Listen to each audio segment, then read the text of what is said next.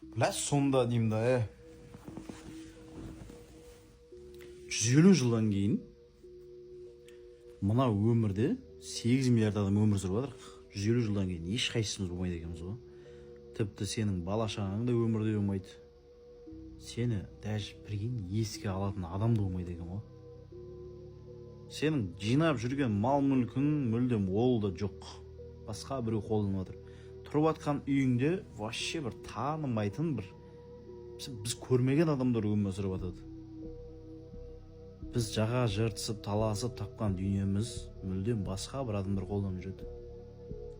Қызықты ойланып қарайтын болсаң бар ғой. 8 миллиард адамның ешқайсысы да болмайды.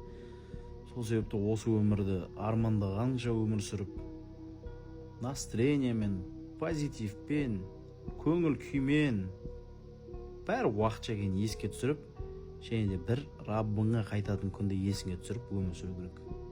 Өмір өте қысқа. Мысалға 150 жыл алдыңғы адамдарды біз білмейміз, ал 150 жылдан кейінгі адамдарды біз де білмейді.